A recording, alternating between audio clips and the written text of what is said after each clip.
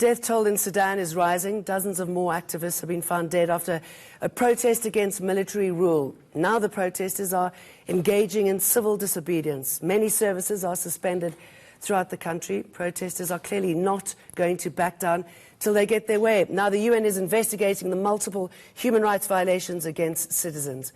Where and how will this end? Joining me on the line from Johannesburg is Afro-Middle East Centre researcher Ibrahim Dean. Good to see you again, Ibrahim Dean, or rather to have you on the phone.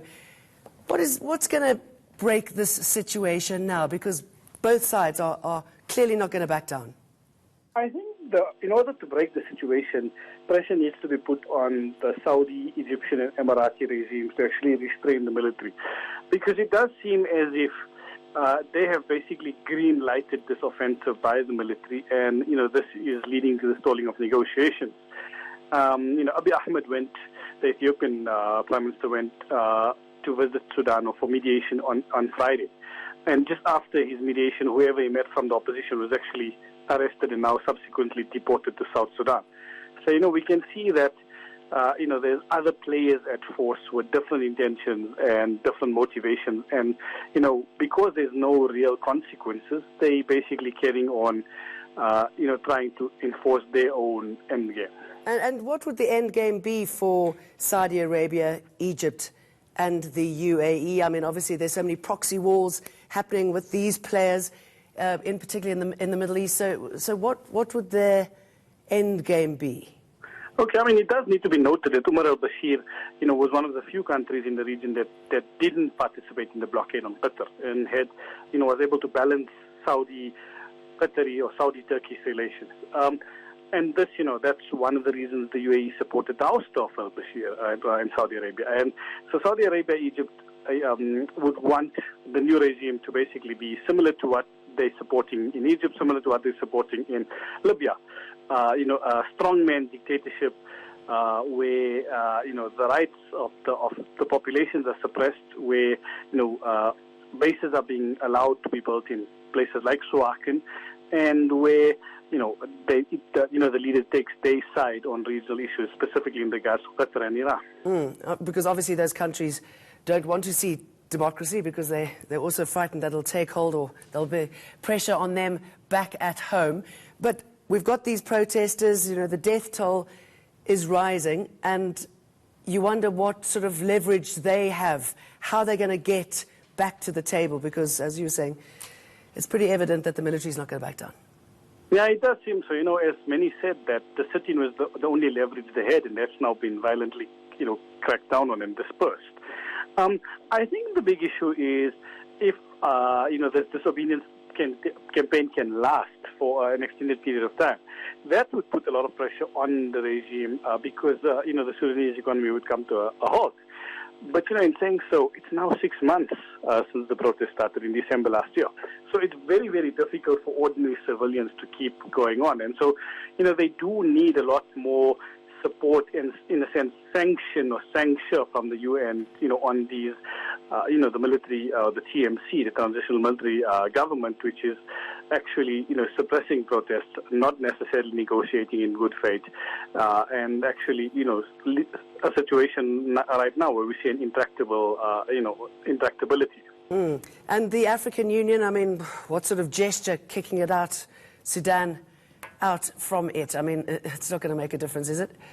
Not much. The current head of the African Union is actually Abdel Fattah Sisi from Egypt.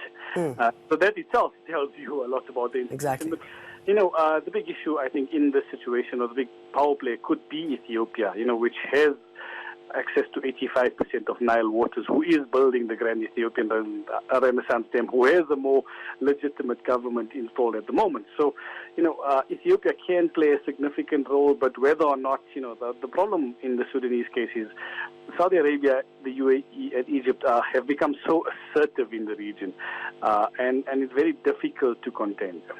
And where does this leave South Sudan? They were pretty upset when the AU removed Sudan. They say that it's going to impact on the peace process that's happening there. Is that the case?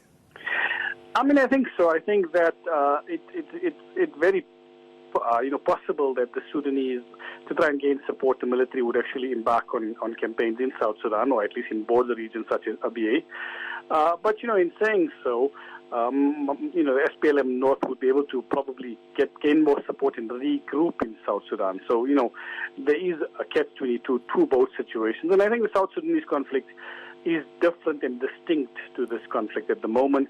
And, South Sudan issues have gotten a bit better, unless, of course, Sudan wants to wield its influence, too much, which I don't think is going to happen anytime soon.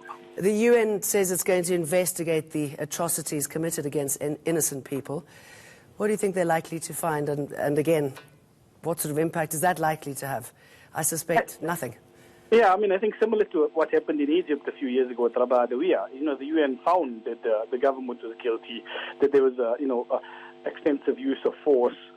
But what did it do? There was no sanctions, no change in the regimes. And so, until, of course, we get people or countries being able to contain Saudi Arabia, contain the UAE, the US and Norway and the EU thankfully have been a lot more supportive of these protests compared to Egypt in 2013, Yemen in 2015. But these regional countries seem to no longer care about what the international community thinks. And sadly, in this sort of incident, I believe that the Janjaweed are returning, and that's a problem in this sort of insecurity, isn't it? The sort of militant players that fill the security gap.